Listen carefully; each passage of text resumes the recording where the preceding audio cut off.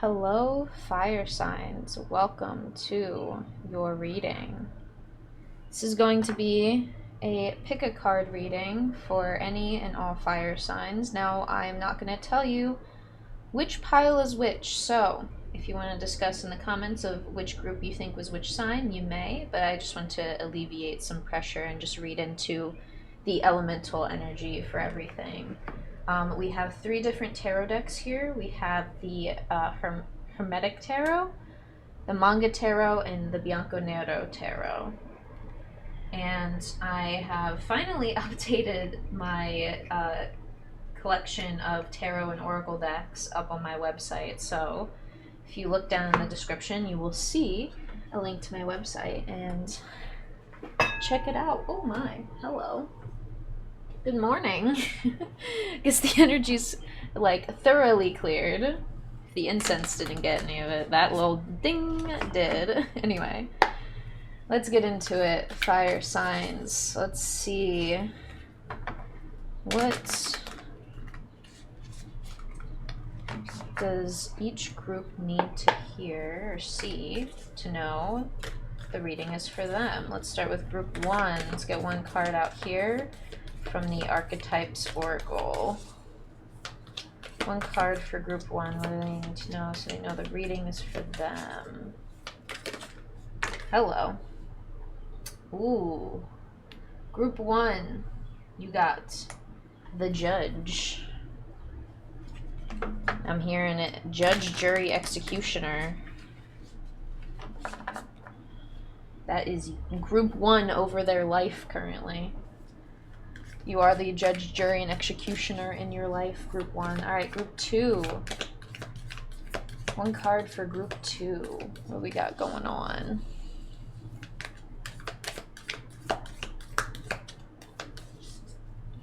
What do they need to see so they know this reading is for them? For group two. Group two, group two.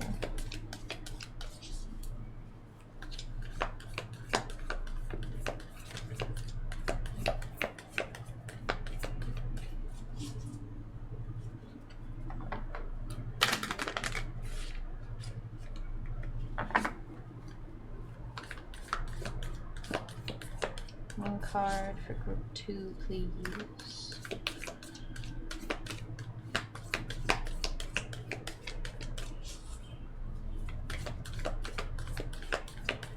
I feel like something super specific. I can just feel like they're trying to sort through all of the cards to be like, alright, which one's the best one for group two? Anytime it takes a while to pull a card, it ends up being like super either accurate or just like it's perfect energy for the reading. So every time it, like, the longer it takes, the more like excited I get. One card, group two.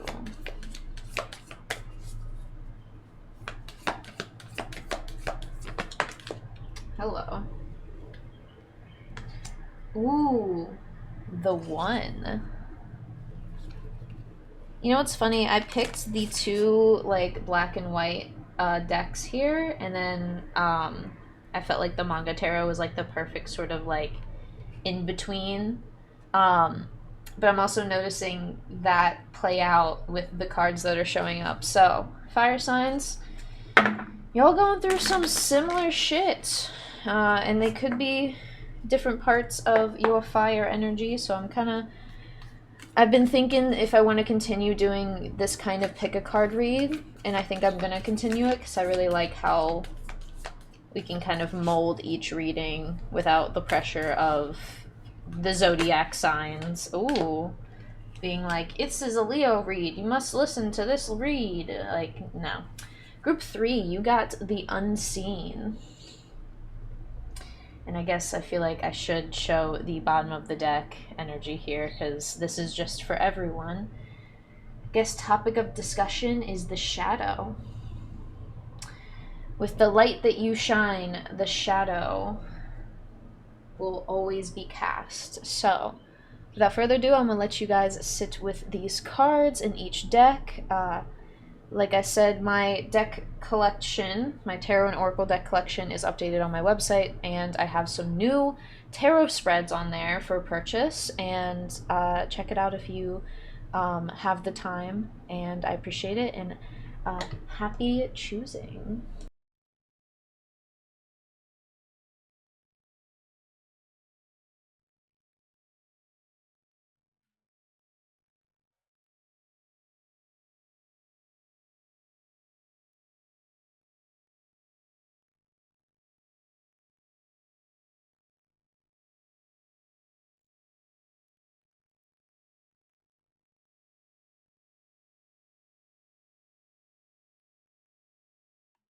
All right, group one, you chose the judge. The judge, jury, and executioner energy I was feeling for this was very much of you are taking matters into your own hands. I feel like you are purposely casting a shadow. Like when I was talking about the fire energy and shadows being cast, I feel like this is something you're doing on purpose, because the way that this hand is like reaching out and these two darker sides are like kind of projecting outwards, it's almost like because you are illuminating yourself, almost like a lantern type of a thing, or like when you stick your flashlight up in like a closed room and it lights up the whole room because the light's facing up reflecting off the ceiling. That's kind of what it feels like here. And then the rest of the shadows that are cast, it's almost like you find yourself, I want to almost say like stretching outwards into yourself, but it feels like the reverse of like shedding skin in a way, or that metamorphosis of like breaking out of your cocoon or your shell. It's almost like you are filling up this entire shell. And the way to kind of even explain that metaphorically is thinking about different types of like sea animals or just animals in general that will go and find a shell, and that they have to keep finding newer shells to refill and hold the growth of however large they grew and outgrew their old shell. They got to get a new shell. This is kind of like you almost growing into this shell, like in this perfect mold of you. But obviously, nothing's perfect, so it's kind of like the imperfect, perfect you. You're taking you with all these different sides. And with this whole like projecting outwards, I really see it as you shining a light in the dark and actually seeing who you truly are. And this is very, very cool because I feel like you are stepping into a part of yourself that you've never got to know, got to see. Sometimes with certain life experiences, we have things that like, oh, we didn't have someone explain this thing, teach this thing, guide us with this situation, this whatever it may be. We didn't have this person shine light in these parts of our lives, or just lives in general. So like it almost kind of comes into play when we learn how psychology and how much psychology plays out in just like daily life. When we get to like simple things, like there's a lot that's just going on in our brains and like why we act the way that we do. And sometimes when we go about it unconsciously, it's the moment that it's shown to us that's kind of like, oh my gosh, I've never really had a chance to either see something a certain way or look at yourself in a certain way that feels very like true, correct, honest. I don't know what other word to kind of pick there, but it's in that realm of like seeing yourself as the judge and almost being like accepting of, I am the judge, I am the jury, I am the executioner of my own life here. So, first up we have Queen of Wands reversed, the Star, Princess of Cups. You... Oof. I'm hearing someone really got burned here. It's almost like Queen of Wands, either someone else came in and tried to burn you, metaphorically, figuratively, figure of speech, YouTube. But also this could be like the chaotic movement of life, things are moving really quickly, and you find yourself touching like the hot end of a stick that was like placed into a fire pit. And it sat there for a while, so you're basically grabbing onto hot coals, and you're like, and you kind of like burn yourself a bit in that figurative way of speaking. And I think what is now being illuminated is the fact that, like, whatever you went through that had you feeling, I want to say it's not even like burnt out. It's just like there's so much going on at once that I need, like, you're telling yourself, like, I need space here to, like, calm down and relax. And when it comes to fire energy and the fact that you guys need, like, space and oxygen to keep the fire going, specifically, the type of space that you need is just oxygen when it comes to the element of fire. And those moments that you find yourself in those, like, those moments where you don't have to really do a whole lot, you actually get a moment of rest, and that way you can, like, open up yourself to these, like, shadow parts of yourself. You're finding within these shadow parts that you're just tired. Like, the Princess of Cups here, which is basically the Page of Cups, is very just kind of drained and looking for some solid ground, but also understanding, I feel like, slightly, and with the, I see you kind of coming out of this reversed energy of the moment that you're kind of looking for solid ground, you are reminded that you are the solid ground. Your body, your human, your physical body is the solid ground that you metaphorically stand on, I guess you could say. And grounding yourself in that sense can be so much more beneficial to where we need to move forward with and what we have to move forward with when it comes to life itself. But I feel like the question still stands of, like, how can you do what you need to do and still be not necessarily, like, high energy, but, like, not exhausted.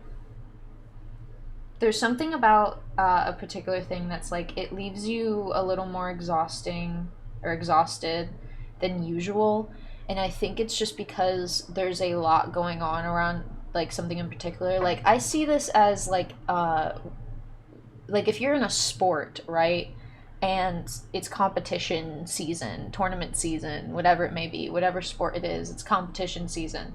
There's a lot of planning and traveling and organizing that goes into, like, tournaments and competitions. So there's, like, a love of the game, a love of the sport, but it's so exhausting right now. And I think this isn't something of, like, you're not losing your spark. You're being honest with the other end of how a fire and passion keeps going, how people have this continued level of passion and drive for something.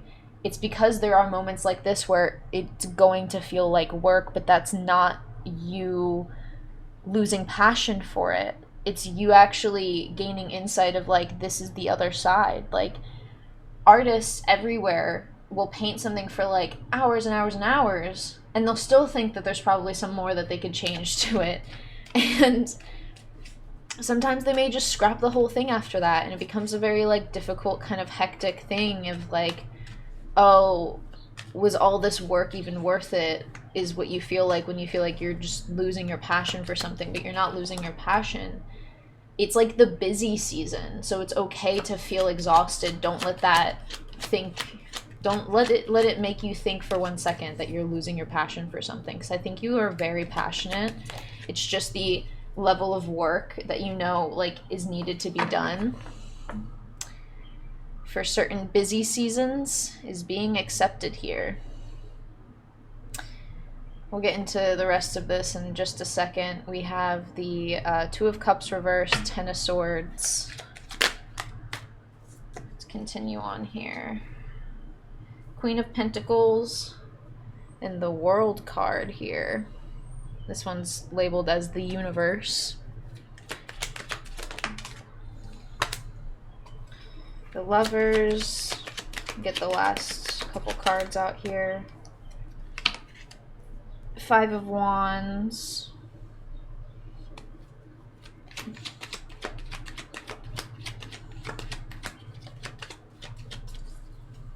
I'm hearing that if you had nothing, I keep hearing it's like if you had nothing at all, or something of like, if you were stuck on an island but you could only bring this passionate thing with you, whatever amount of like equipment you need for something, like this passionate fire you have, this drive you have for something. If you were to be on like a remote island, stuck on an island, let's just say for the example, you don't got to worry about food and water, and you could only do this one thing, would you continue to do it? And I feel like at the end of every day, like if everything was taken care of, like taken care of in your life, if it was all taken care of, would you still do this one thing because you enjoy it, because you're passionate about it and you really, really, really enjoy it? There's something about enjoying this and having this level of joy for something that I feel like you have been kind of forgetting here. All right. Overall energy. Ooh. Overall energy is Death in reverse. I think you are in the midst of this cocoon stage here. You're in the middle of a metamorphosis here, which is really interesting, of like the equal parts of like light and shadow here. And I think this is when the caterpillar just initially starts to try and break out of the shell, is kind of like the stage in the Death card I feel like we're in. Okay. You have a choice to really love something here because you love it. And I feel like what has been really confusing and conflicting for you, Group 1, is the fact that like there are times it just feels like it's a lot of work and disciplined work that feels a little daunting, because it almost feels like the busy seasons are like a certain busy seasons of whatever this may be, or busy moments. It's a little nerve-wracking whether you're going to be able to handle all of it, is the constant worry. And that's where the Ten of Swords kind of kicks in, of like, oh, well, this thing didn't go right this one time, that thing didn't go right the other time, and so on and so forth. You go into this cycle of like, well, is this going to work? Is that going to work? What is going to work? And this is where it leaves the Queen of Pentacles almost unsure of where to sort of plant this new sort of, I want to say like seed of an idea, like a seed of mentality, a mindset that you are trying to grow and stand upon and be grounded in. And it's like this whole mentality and mindset is like in this seed, and the Queen of Pentacles is frantically running around being like, where do I plant it? Where do I plant it? Where do I put it? And at some point, all of that panicking can only help you so much. You have to just put it in the ground. And to be honest, if the soil is damp, if it's a little muddy, that's probably the perfect ground for it to grow upon. Because there's plenty of water and nutrients in like very damp, just muddy, wet soil. So I think this is also like, if you're planting this seed in something muddy, I kind of heard this metaphor of like, it's okay to have to get your hands dirty, in the sense of like, you know, when things are busy, we don't have time to like clean up certain things, but it's more of either clean up as you go, or understand that you can always do it later. Like, if it really matters, like, you can do it then, but if it's something that doesn't really need to be cleaned up right away, and it's okay if it's just sitting there, and we can consolidate like clothes into a specific pile that we're like, okay, this pile is for this and that pile is that. Whatever needs to be done can either be done later or be done when there is more time. And I feel like if there's a moment to like this whole entire stuff, that I feel like it's like being fearful that because you're not cleaning up after yourself, that's gonna like, there's gonna be either too much stuff that piles up, or it's just like too I feel like you really like keeping your space clean. So like just having things kind of messy feels a bit like, oh well, life is messy and I'm seeing it reflected in my home, and there's something about that I feel like you don't like, or you just get overwhelmed when things pile up, or a bit of both. And it's okay to have some mud get on your hands when you're trying to plant this new mindset, but at some point we can just go and wash our hands off whenever we have the time to do so. And I think this is where the worrying starts to like subside, is when you really, I feel like for you, group one, you guys really need to tell yourself, judge, jury, and execution of my life. And that is telling myself that this one task, this like little bit of like couple of dishes that are in the sink, they can sit there for whatever an amount of time, because you need to go out and do stuff, run errands, go to work, whatever it may be. We have life. We have things that need to get done. If it's a couple things, it can wait. It can totally wait. Because I feel like this is how you understand what is driving you along this path that you're on. The reason I was asking about if you could have everything taken care of, would you still choose this passionate drive, or this thing you're passionate about?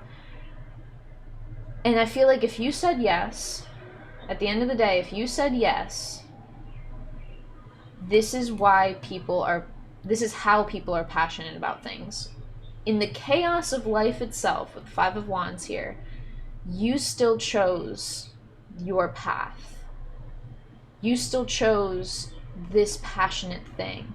Even if it's evolved over the years into something like completely different from where it was 5-10 years ago, you still choose it at the end of every day.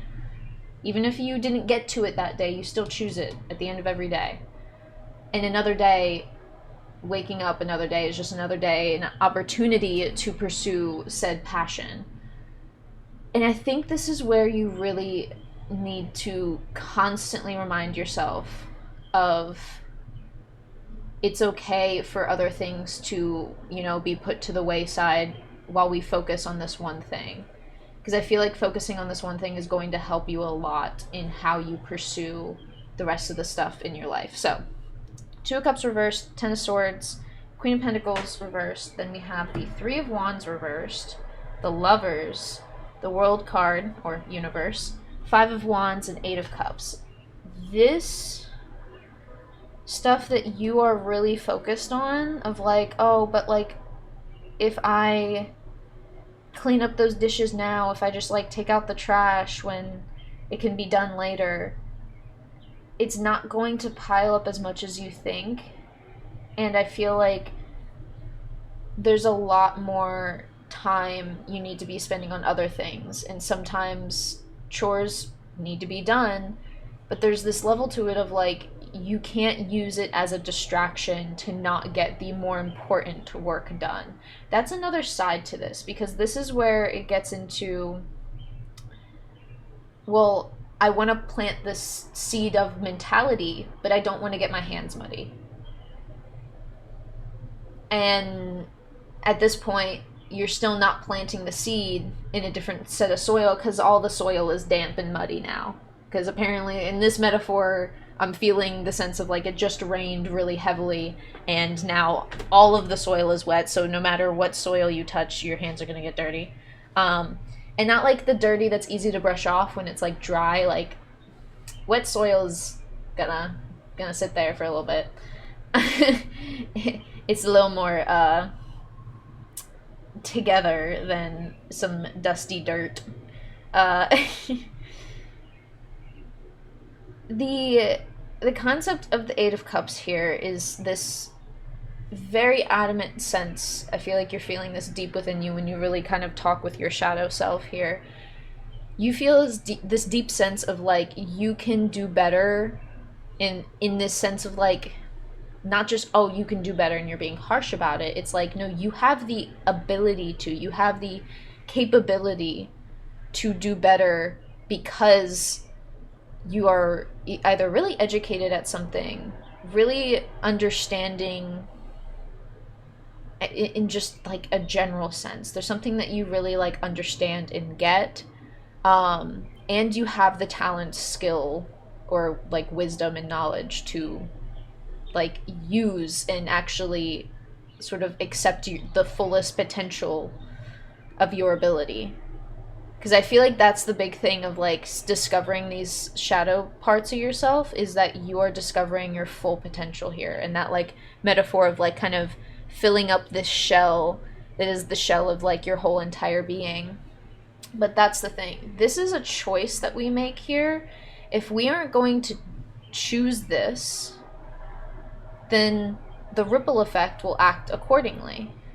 But when it comes to this section of cards, this is where I see it as a very big, this is future possible outcome in a sense, but also what you choose to do with this information is entirely up to you. And the big part about like seeing cards of like, oh, this could go one way, this could go the other, this is entirely your choice, your blueprint to follow. And I feel like you have put action in, but it's from a place of like uncertainty. And I think there's only like two options: keep doing it in the place of uncertainty, or be certain about it and be confident in your decision. Because I feel like this is the choice that the caterpillar makes of like, is it going to stay stuck in a cocoon the whole entire time, or is it going to try and break free out of the shell and accept their new full potential, their newfound potential?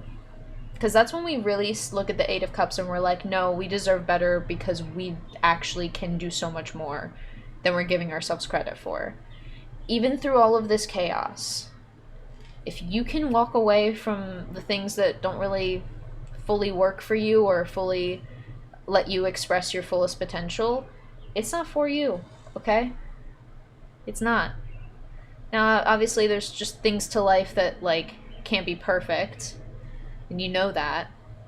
That's kind of, like, just a common thing when discussing sort of, like, moving forward for what's better for us. Like, you can have your cake and eat it too, but you can't have the whole cake, because that cake was supposed to be shared with, like, the whole group, all the, like, coworkers or, like, teammates or whoever you got going on. Because I think you know that you deserve more, but putting that deserving more into action is the thing that you are the judge, jury, and executioner of. So, allow yourself to really unravel both sides of yourself, the light and the shadow. This is where the Two of Cups is in reversed, in the sense of like, I feel like this is the true transmutation energy of the Two of Cups.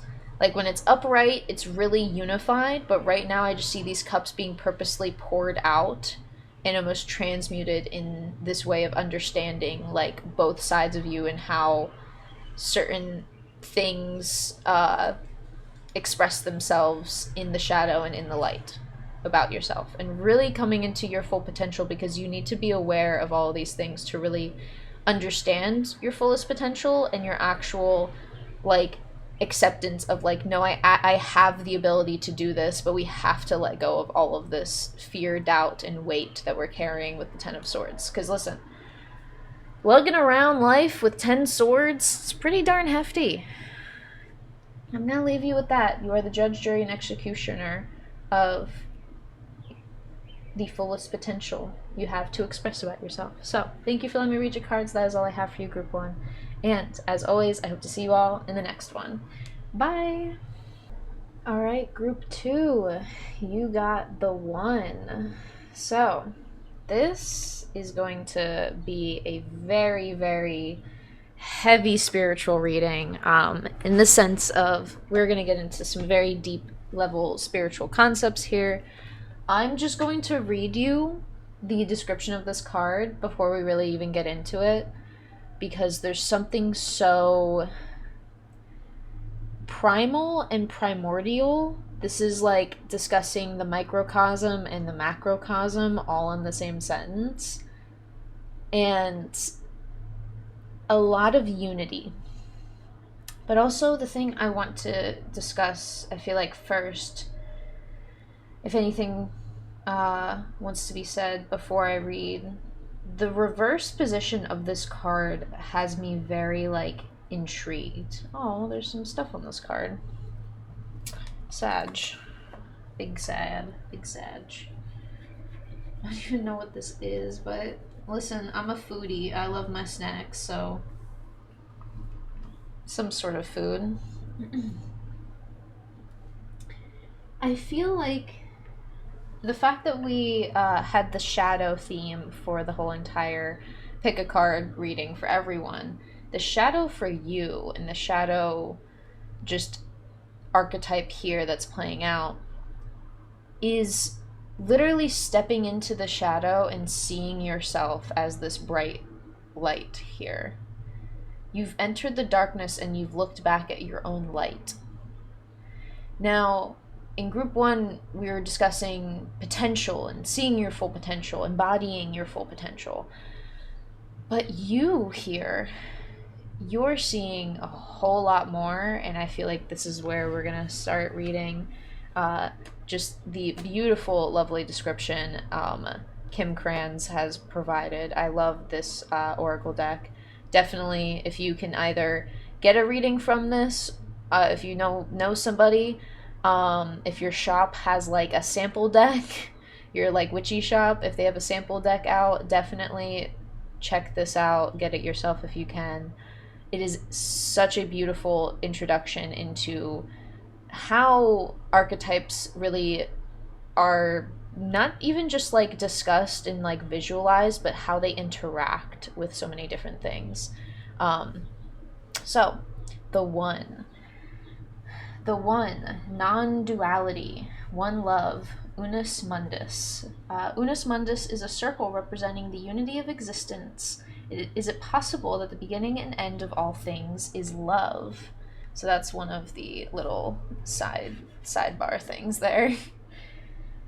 Our ability to experience this archetype firsthand is limited. It comes in brief and potent moments that are left to savor for a lifetime. The one is both the energy that unites all living beings and our capacity to sense this intimate union.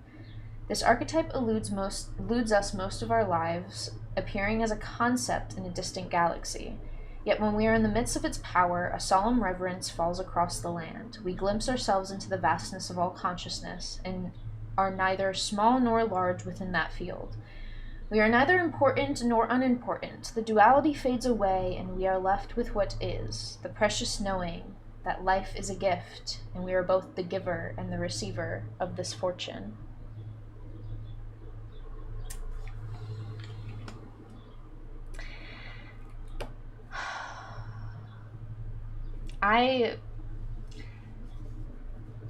Listen, if you need, run it back one more time. You go and re-listen to that whole thing. Just one more time. Just listen to it one more time. All right? If you can, stop what you're doing and do that. If you can't stop what you're doing, be safe. Don't want to like catch you while you're driving and you're just listening to this. Listen back to that description later. If you want to actually take a screenshot of it, I believe I can get it kind of, if the camera wants to act properly here. I'm pretty sure there's like a screenshot of this somewhere, but I at least want to like give you guys the ability to screen grab it. If it starts acting accordingly, there we go. Okay. Oh my god, I'm gonna fight the camera. I'm gonna fight this camera.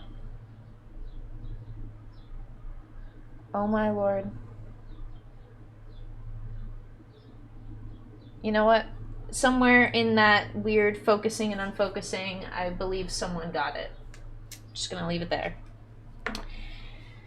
So, the duality and non-duality is the thing that is your microcosm and macrocosm. I feel like the microcosm is duality, and the macrocosm is the unity and cosmic unity that holds everything together. And specifically, everything, I mean, in the sense of all the way to the edge of the universe, everything. All the space that you see, all the space that you don't see, and the glue that holds it all together.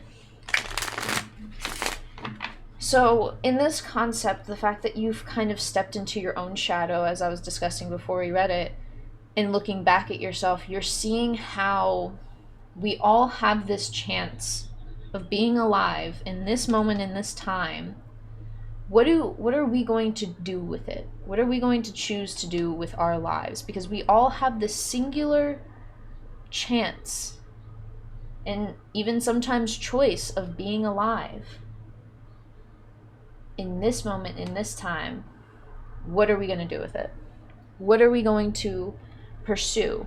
Who are we going to become, in the sense of who do we want to be? The one similarity you have with everyone else is that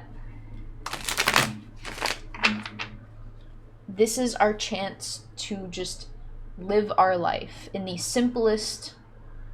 If we want to discuss what's the purpose of everything, what's the meaning of life, we have this choice to continue living in this vast void of darkness, of space. We just have this planet Earth that we are sitting upon, being able to give and take, give back to the earth when we take the resources we need to build things for ourselves. We are kind of the conductor of living life itself. We aren't just the conductor of life, but we are living it each and every day when we wake up. When I say living your life, I don't mean like going and doing crazy stuff and doing everything you wanted to do. I'm just talking about existing. We get this chance to exist in this moment, in this time, and we get to do what we want with it, and believe what we want, and pursue what we want. And the story looks different in different parts of the world, in different perspectives, with what we want to do, what we choose to do, what we can do. But we all are in this existence together. And I think this is like allowing you to kind of have partially an ego death here.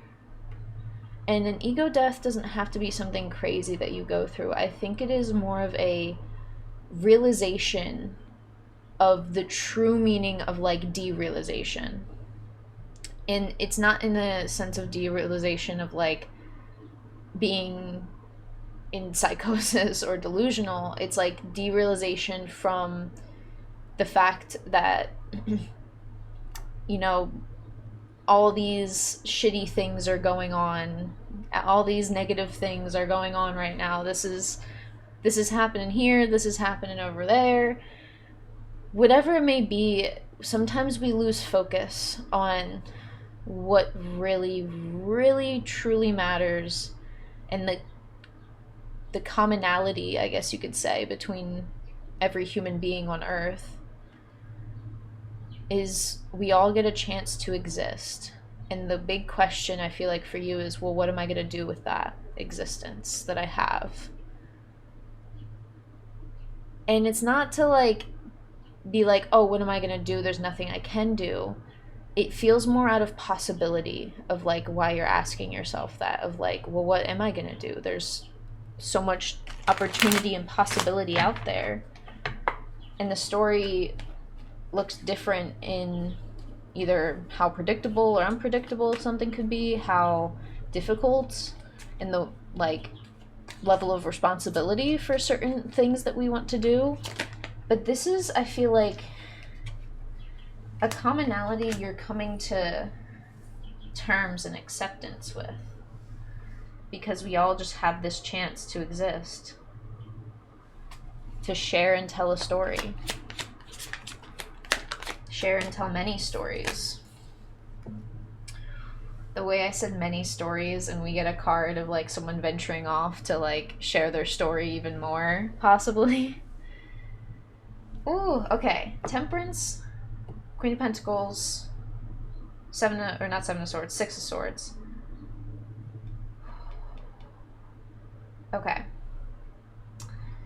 Funny enough, we did have Queen of Pentacles in Group 1's reading. So, like, I always say that sometimes the pick a card reading, you can resonate with all of them if you watch all of them and you just pick which one resonated the most.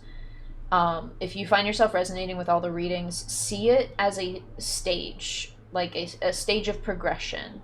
Whichever one you listen to first, think about the order, order that the groups are in, but also let's say you watch them in like Group 2, Group 1, Group 3. Think about the order in different stages of life that like, or stages of your life or whatever's going on in your path.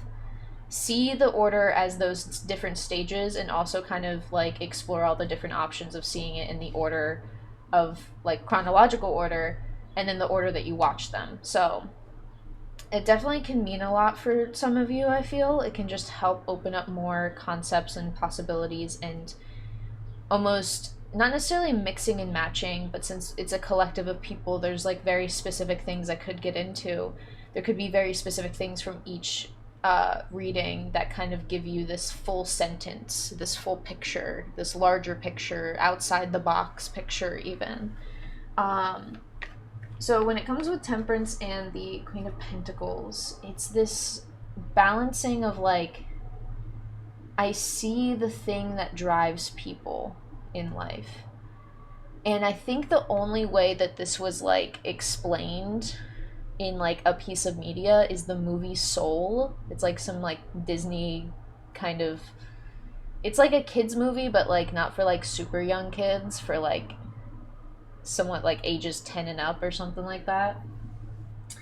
But they discuss, I'm gonna get into some spoilers here, so if you don't want spoilers, I'm sorry.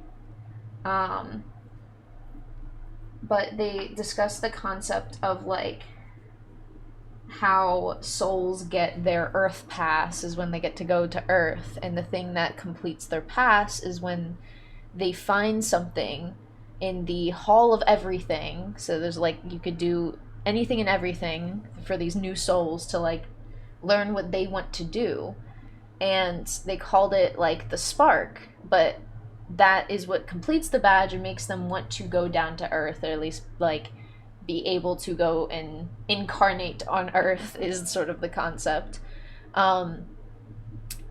But we find out at the end of the movie, this is the spoiler, that there's no one thing that, you know, makes something your spark. It was described as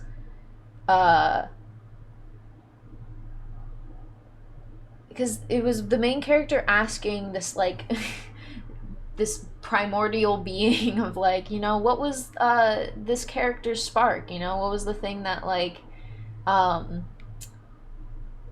that helped her get her Earth pass. And the being was just like, oh, it wasn't just one thing. That comes in when you're ready to actually go to Earth, when you're ready to actually live, is like the concept that they bring up.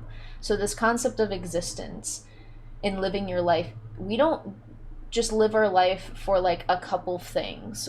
We get up every day and we continue living life because there's more to explore out there. There's more to experience. There's more to live essentially for, or in the sense of just like live to experience and to know and to love and to cry, even to feel this whole microcosm, macrocosm way of living. And I think this is where it kind of transitions into like this is a true level of acceptance for the whole entire self and every single like being that has ever lived on Earth, from the smallest, tiniest grain of sand to the clouds and the sun and planets in the sky.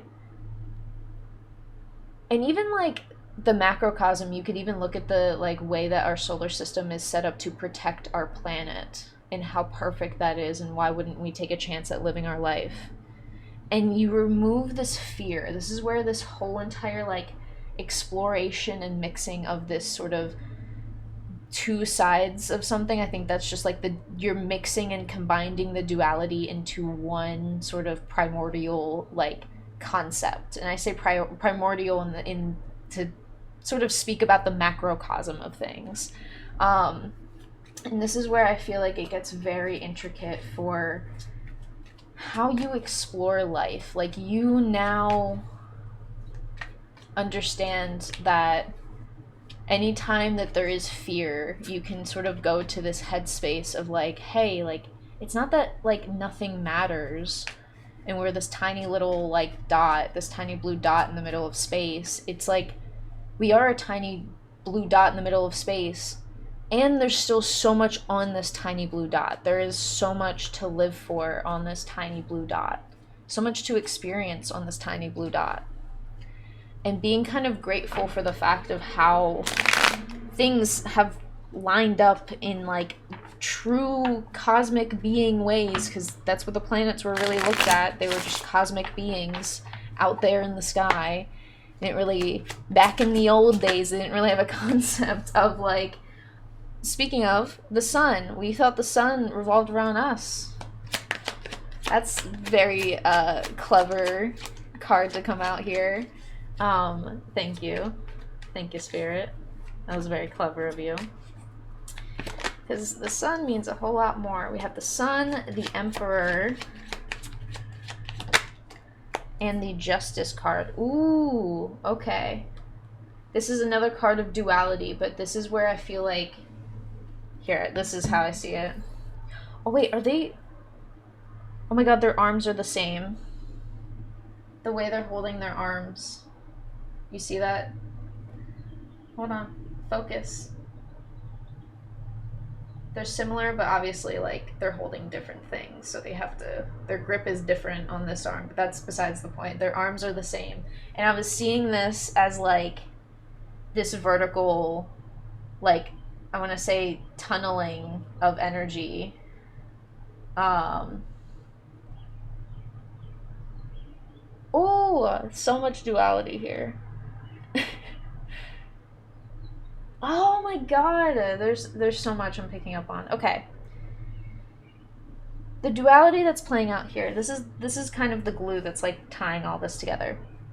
The Emperor card, when I first saw it, I was like, oh, we're gonna get into like structures and stuff, and I was like, that kind of makes sense when you want to really live your life. You understand the like effort that goes into pursuing different things, experiencing different things, and experiencing like happy moments like you used to have, and like even that little feeling like a kid exploring again when you like see something new for the first time, like something pretty epic. Like if you're hiking, like this was one thing that kind of definitely was a somewhat humbling moment, you could say. I went hiking one time, and me and this other person had like gone a little ahead of like the people we were with, but not too far, because we were just kind of like, we want to walk really fast and then just kind of take a break here. And on our journey, we see a bear just on the path, and the bear like looked like not like full grown adult yet, but I was worried that I wasn't seeing it properly, but I was just like, holy fuck, that's a bear. And the bear was like, holy fuck, those are humans. And we like, it was like all three of us, like me, the person I was with, and the bear, just like staring at each other like, huh.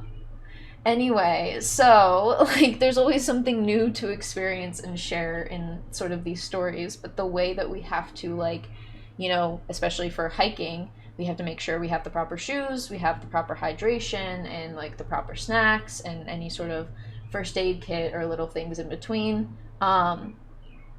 this is the structure that builds this sort of moment of like, oh my, like that was an experience. And sometimes it could be the smallest thing of like, okay, like I'm gonna go hang out with my friends, but I have to get these chores done first. Like I have to do this first, and setting yourself up for the fact that like, okay, like we can get something done and also go live our life type of a deal. But there's a whole like very specific structure here that I feel like is happening, and the way I can explain it and what I was seeing earlier was how the Emperor card and what the Emperor chooses to do is essentially set up the ground and the foundation for the next generation or the next sort of evolution of our person per se, like of our soul, of our like whole entire being, at least for what we're talking about here.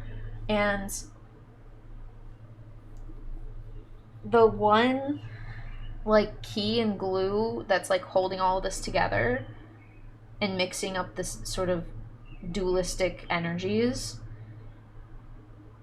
is your understanding to constantly like pursue things, to constantly wake up, evolve. Okay, what did we learn yesterday? What can we change about what we do today? But not in the sense of like we have to be perfect. It's just like there's always an opportunity to like do something better for ourselves, whether it's experiencing something new, building the structures to experience something new, move on from old habits, old mindsets, toxic patterns, like things just aren't going to build you up.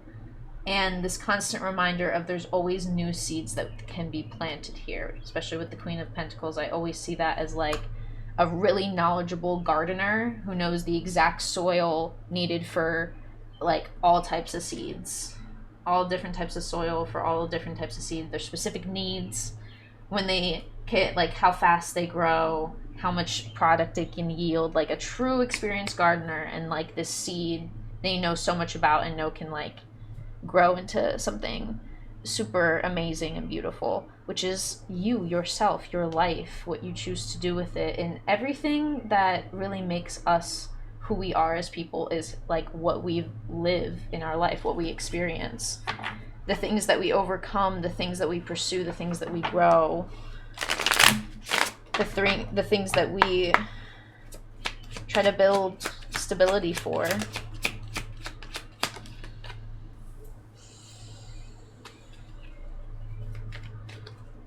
Five of Wands.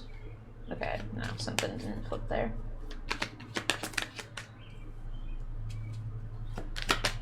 Hello. We have, oh, hello. Overall energy here, the Star, which kind of looks like your soul here. You are the Star. You are the giver, the taker, the healer. Let's say the creator, the destroyer, all in one.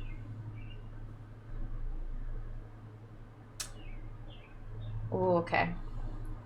Before I get down a certain rabbit hole in my brain, we have Seven of Cups reversed, the Hangman reversed, Five of Wands reversed, Three of Cups, and Eight of Cups.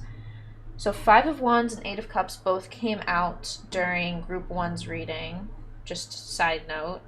But we also have, is that all the cups here? Besides the cups symbolized in Temperance here, we have 3, 7, and 8. I just noticed the Star has 1 cup, Temperance has 2, then there's 3. Okay. Alright. Your understanding of all of this is truly a form of an ego death that's happening. But at the same time, it's this, okay, there's so much duality here. This is a crazy reading. You understand that, like, there's only so much that we can learn about this universe, about this world, about even like our own solar system. There's only so much that we currently know and can know about life itself and all the meaning to it. And now you're just kind of remembering to like live your life here. Like, this whole entire concept of understanding all of these sort of ego death like things um has now led you to, like, well, if we don't do anything with this knowledge, this information, what's it really worth here? There's something beyond this that's like, okay, you've discovered the true meaning of life now. Like, now go live it, like, type energy. It's not like we fully can understand every sort of, like, detailed thing about the world and our universe and things that we don't know or could possibly comprehend. Now we feel the mixture of this non-duality. I think that's what it said in the book, right? It was like non-duality. Oh, yeah, non-duality, one love, unus mundus. Now that we understand this concept, let's go live our life. And this is where it kind of becomes in this, like, spiritual sense of, if you work with, like, spirit guides, ancestors, any sort of person like that or thing like that, could be a person too. There's like a celebratory energy around, like, even yourself, like this me, myself, and I, like, we're celebrating the fact that we finally understand, like, truly not only to how to access our fullest potential, but how to see how, like, no matter how hard we work at something, the work will always be worth it at the end of the day. Just because you get the choice to, you basically choose to wake up every day and continue pursuing life just because you get to live it. So it makes the work a little less, like, daunting, like, especially any sort of work that takes a lot of effort and energy and time even. You're seeing how that's worth it than just being like, I'm gonna stick with this, I guess, black and white concept, but not in, like, it's more of seeing things as just dualistic and that's it. But there's a way of seeing life as sort of this, there's duality and non-duality. There's both of those things, or three of those things, if you want to see it that way. And through all the chaos of life, we still get to actually live and be alive another day, another week, another month, another year, whatever it may be. And this whole entire concept is healing a lot within you. A lot.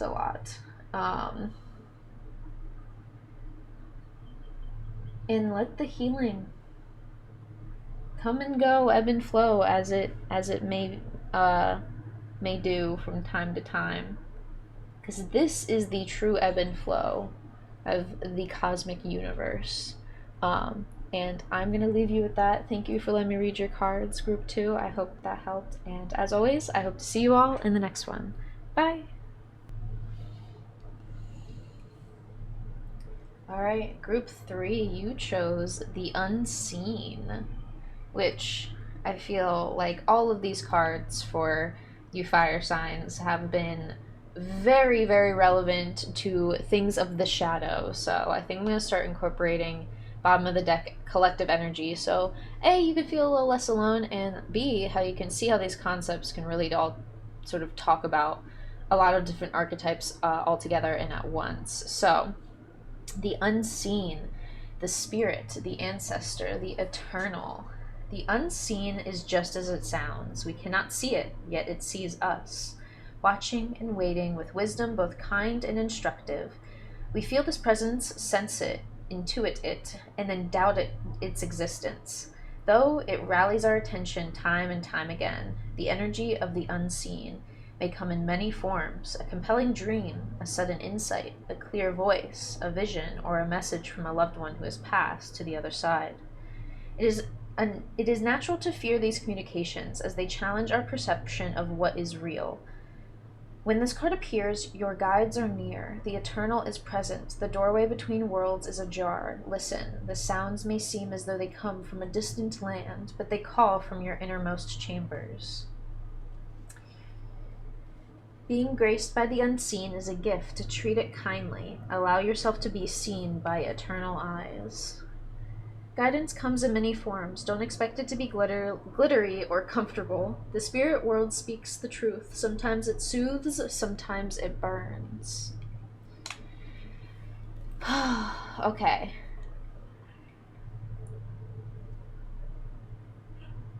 That's really interesting that it says that, because I was talking about with group 1 of like I was making references to getting burned in like a figurative sense, and like accidentally like burning ourselves, like touching something hot, and we just kind of like are like, ah, damn, I kind of burned myself a bit.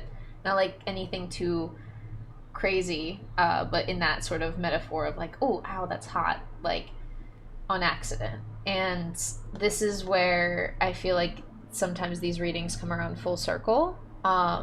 So let's get into it. The unseen and the dualistic energies of these fire sign readings with the collective energy of the shadow is almost like the shadows talking themselves, but they're talking through you. The shadow is a very active piece of our soul in the duality of our soul.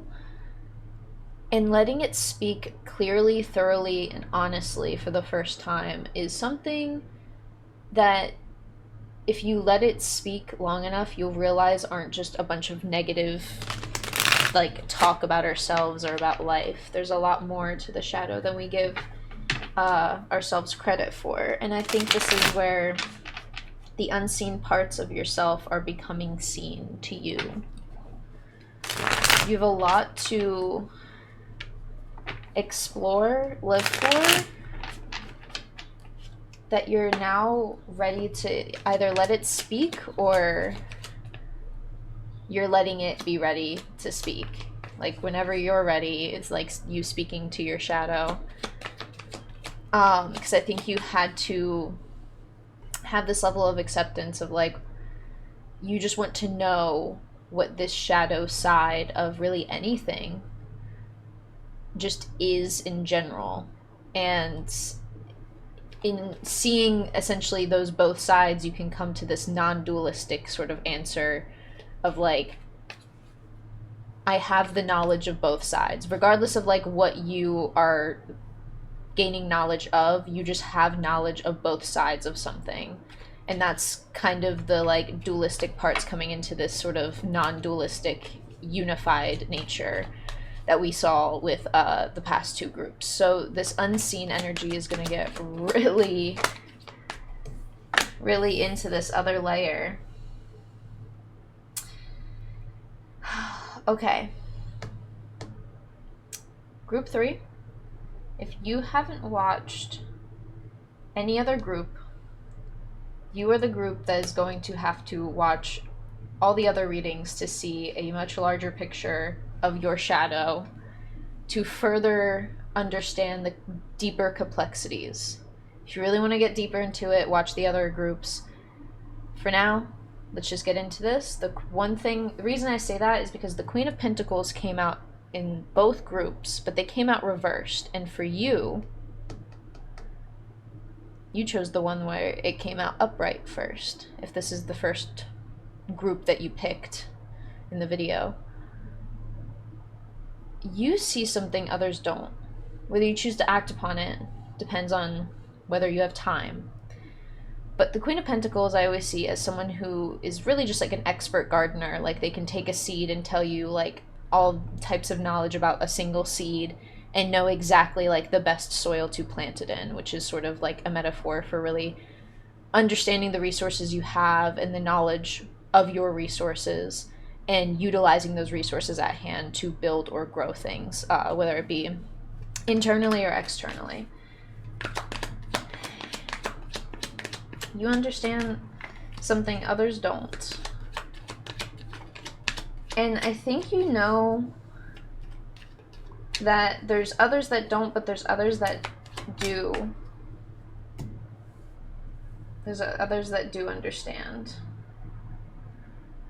what you are feeling and experiencing when it's like, we have resources at hand. We can do a lot with what we have. And this, I feel like, what kind of...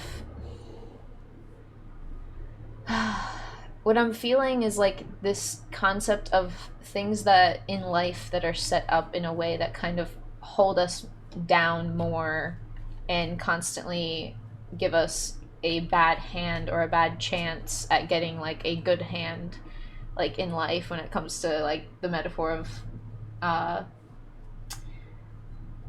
the cards in life and what we're dealt in life. Queen of Pentacles, Seven of Cups. I want to talk about this, but there's a piece here that I'm, alright, hold on.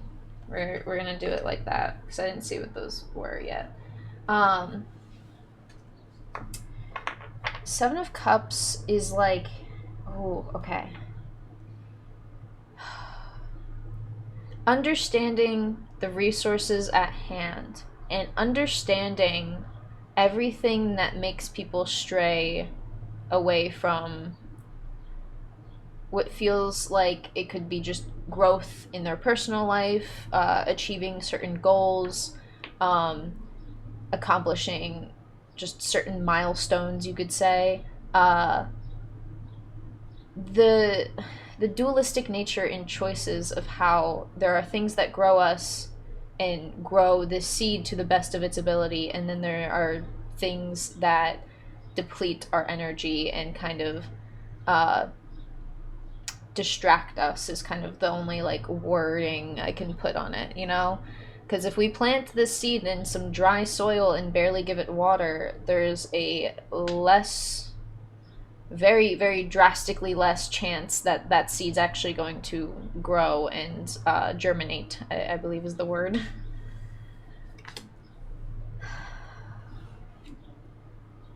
Oh my gosh. Seven of Cups came out for group 2. Eight of Cups was for the third time it is out. This is the third time the Eight of Cups has shown up. Eight of Cups and Queen of Pentacles are in both group readings here. I think you're done trying to feel like there is one way to be victorious in something and just like accomplished.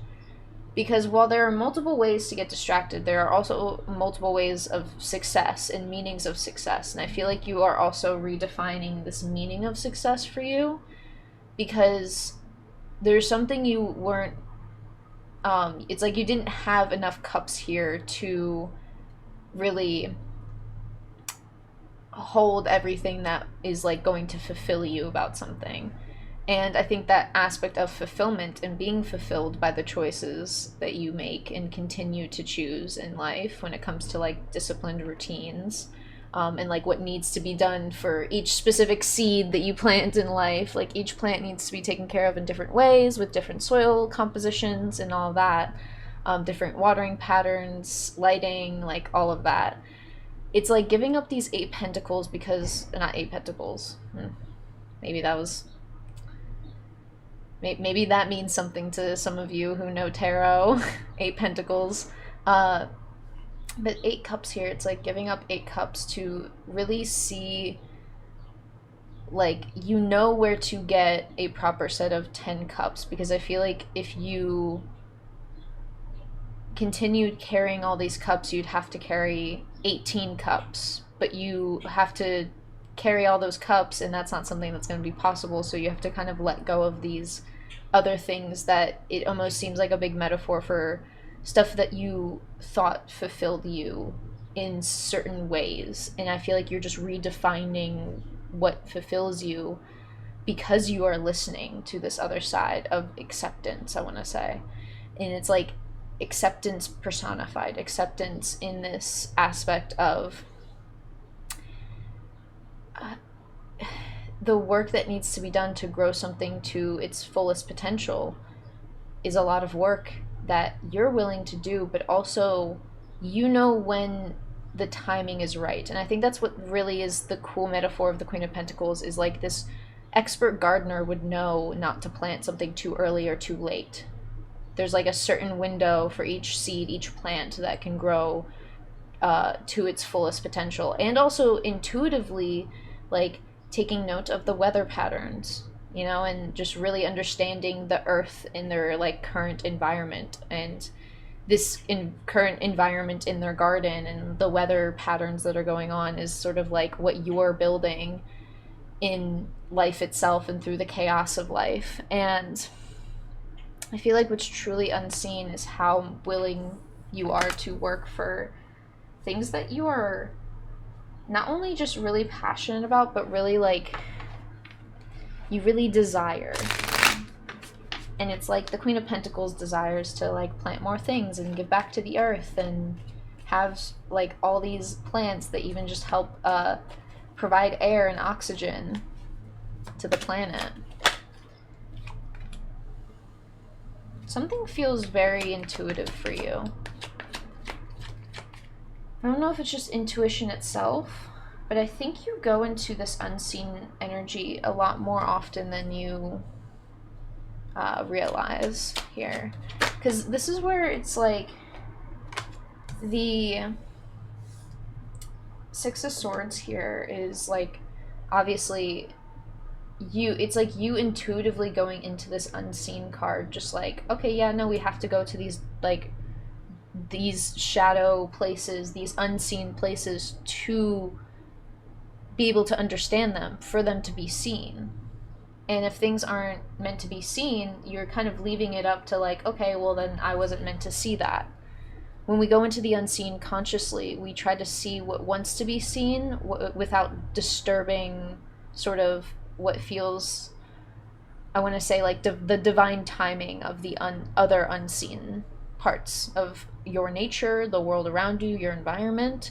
And this is where in the High Priestess card I talk a lot about how the High Priestess is going to lead you to a place where if you want to understand what is beyond the door of the unknown and into the unknown, you'd have to enter the unknown for it to become known, for you to be knowledgeable on this this path here. And I feel like when you knowingly go into the unseen energy, it gives you a lot of passion, but when you do it like sort of subconsciously, you don't even realize what you're doing, so it kind of doesn't give you this extra drive, because I feel like a lot of spirituality gives you this this openness to like any sort of spirituality, whatever truly resonates for you. When you go to those places and treat your life in a very spiritual way, like no matter what you believe in, it allows you to really feel that potential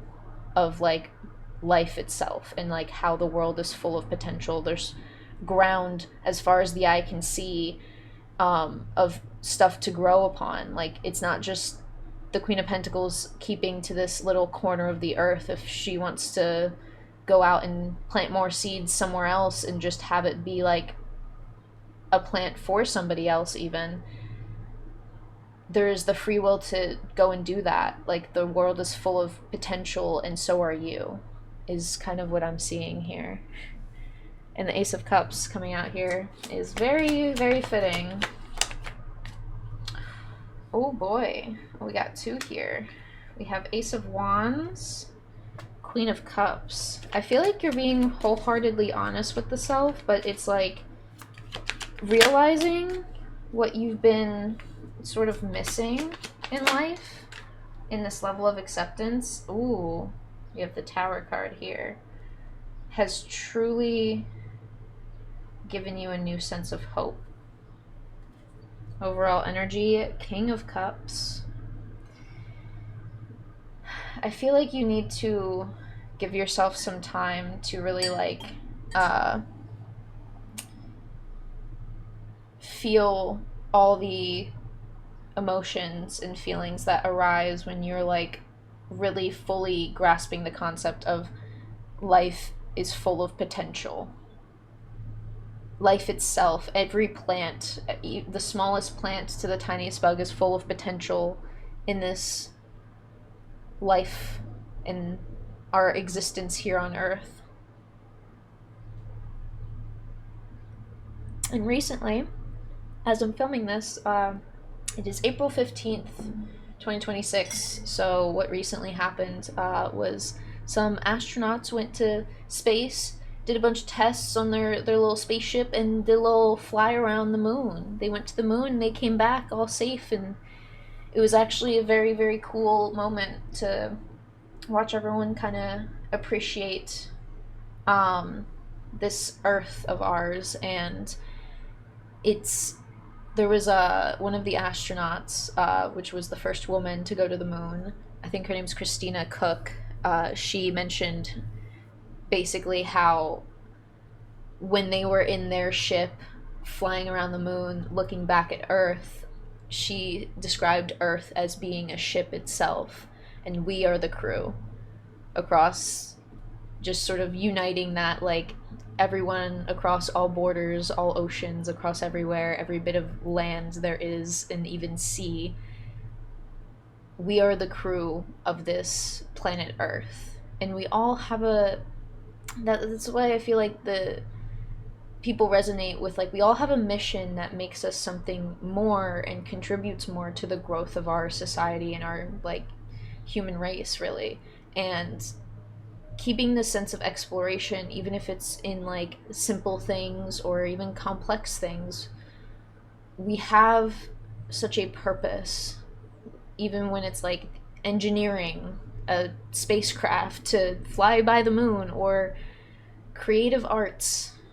And the arts, I feel like, are really important, and there's a lot more that we can do of, like, we can be an engineer and be into creative arts at the same time. Like, we're multifaceted people, and I think you are sitting with this very, like, big level of understanding of there's a lot of overwhelming feelings that can come up when we really accept and appreciate, like, no matter what we do, if we're choosing to do things that are for the highest good of not only ourselves but the people around us, the people that we love and care for in our communities, we can really make, like, a huge difference. We make a very large wave when we actually kind of, what feels like, contribute to society by contributing to ourselves. And I think the even microcosm and macrocosm of, like, yourself, your individuality, what you want to grow, and how you growing in those areas helps you be a, like, more involved person in certain communities. And that macrocosm of the community from the individual self is something really beautiful when you unify those things. And this is where, like, duality and non-duality are kind of, like, mixing into this one unified thing. Like, when we are doing things for our highest good, we tend to do things for the highest good of others as well, and try to spread that kindness, even if we do end up making a mistake and having either just miscommunication, misjudgment, simple mistakes in life. And this acceptance is literally groundbreaking with the Tower card out here. I feel like this Ace of Cups that came out is very, very just, like, a true moment of epiphany, of, like, true fulfillment in life, and being fulfilled by the potential of life itself, the potential we have to create and to fully embody ourselves into these energies. And this is where the Ace of Wands is, like, such a interesting tool. When we think of the wand as, like, the spark of our idea, sometimes we can, you know, extinguish this spark when we need to, when we need rest, because sometimes if we always have a spark going, we sometimes don't give ourselves enough rest, so we kind of need to, you know, cool things off. And when we want to spark it again, it almost feels like this Ace of Wands is an infinite sort of, like, source of fire, source of drive, passion. And when you have the conscious awareness of how to really go from this spark to this really refined, like, we are going to pursue this spark in this specific way, Page of Swords here. It provides so much more, I want to say, clarity of direction when you take it from this very, I want to say, like, spiritual place. When you take anything that you want to grow in life from the spiritual place of, like, okay, we have this idea, how do we bring this into our lives with the resources we have at hand? That's when you get the spark going of, like, brainstorming ideas. And we have to have a true understanding of, like, our resources. We can't just sort of try and get other like, it's almost like this spending money to try and make money type energy. Like, there's another side to, like, the resources you have that I feel like you could be utilizing.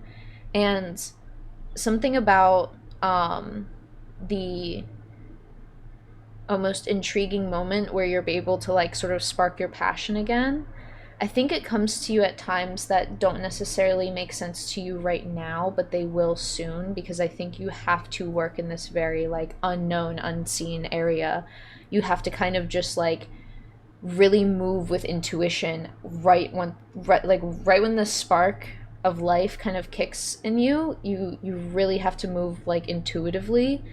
And I think this is where it comes into this sort of groundbreaking energy of, like, this is something you're totally not used to, the unknown, like, things and understanding of things is sort of dismantling, because you are sort of working from a place of, like, the only knowledge you have is your observations. And that's kind of like even the metaphor that we can sort of take to real life when it comes to the people who went to the moon. All that they were doing up there was making sure that certain things were running well on the ship, and doing different tests to see how quickly they could, like, put things together, take things apart, and, like, access certain things, while also, like, dealing with any sort of stuff that came up, because there was things that they had to kind of, like, figure out and fix while they were up there. And when they got to the moon, they could only do observational sort of like note taking and like data analyzing. All of the data, it was just observations and different scans that they can kind of get from the technology that they have up there with them. And even just seeing different things, like with the photos that they take. The photos are amazing. If you haven't seen them, please go see them. They are beautiful. If you have seen them, oh, they're so fucking beautiful. They're so beautiful.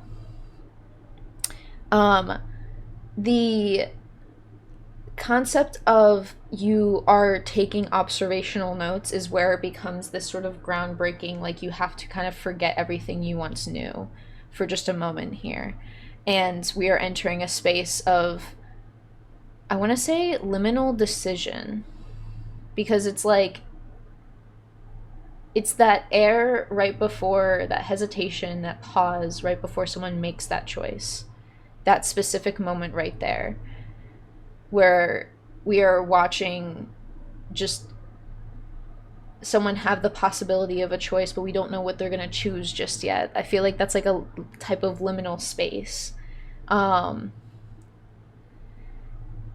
I feel just a lot of, like, with the Queen of Cups, understanding all of these concepts could feel very, like, overwhelming, because now you're very much seeing how your path, your practice, your belief, and how you work, like, really works. Like, I feel like some people are going to start discovering the true magic of working with the unseen energy. And this is where the Fool card kind of comes into this, like, a whole new chapter is starting with all of your sort of spiritual systems, belief systems, spirituality in general, and even just, like, opening up yourself to knowledge. Even if it's just not spiritual things, you could just be learning a lot more about something that is also helping you learn more about the world.